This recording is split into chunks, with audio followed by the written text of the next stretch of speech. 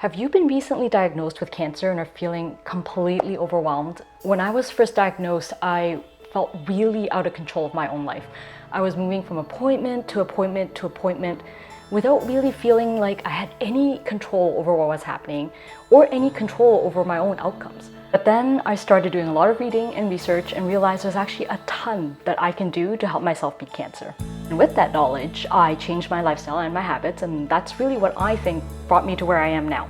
5.5 years out and, knock on wood, fingers crossed, cancer-free. People now ask me what I did to beat cancer, so this is why I started this tip series.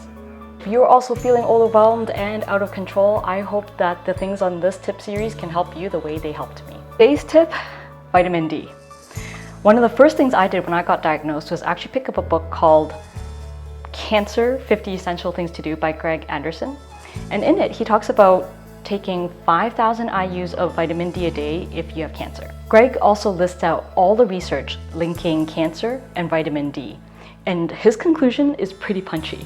He believes that vitamin D supplementation can prevent 80% of breast cancers, 50% of all prostate cancers, and, get this, it can also help in making other cancer treatments more effective. When I read that, I was like, wow, no way. Your body creates vitamin D when you're in sunlight. And I have always been a person to crave sunlight. I even need to have one of these sunlight lights to help me through the winter when there isn't enough sunlight. So is it possible that I have been vitamin D deficient this entire time and that's actually contributed to my affinity for breast cancer?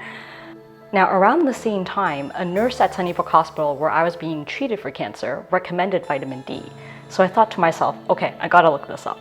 But of course, as usual, there's all these different opinions out there. The National Cancer Institute website and fact sheet says that there isn't enough evidence and research to link vitamin D to cancer. But if you go on the Canadian Cancer Society website, they say that there is some evidence that actually links vitamin D to the prevention of colorectal and breast cancer. And if you go on to breastcancer.org, they state that there is research and evidence suggesting that women with lower levels of vitamin D do have a higher risk of breast cancer.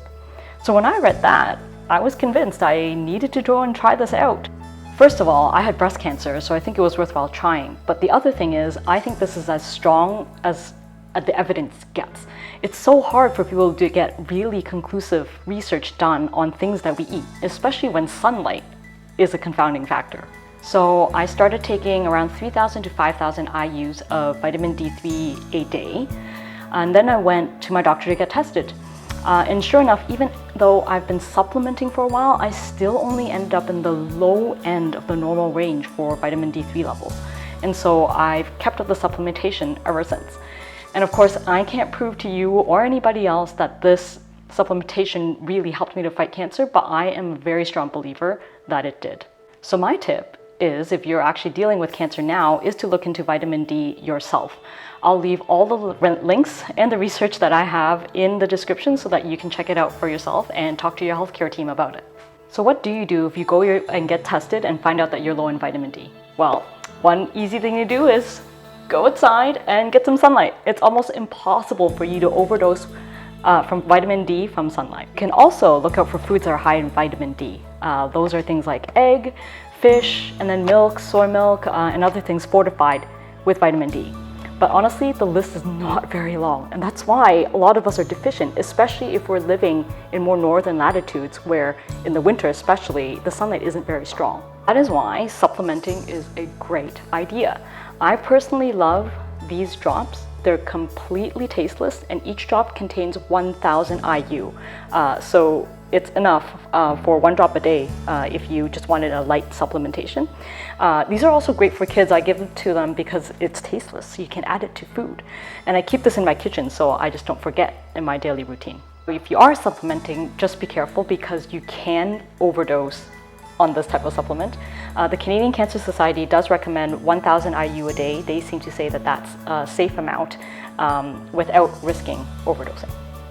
So I totally encourage you to bring this up with your healthcare team and to look into it for yourself. And that's my tip of the week to help you beat cancer. If you had a separate experience or have your own opinions on vitamin D, please do share. I'm not a doctor, just wanted to facilitate some discussion, so would love to hear what you think. And follow if you'd like to get next week's tips. We're going to be covering exercise meds for different types of cancers.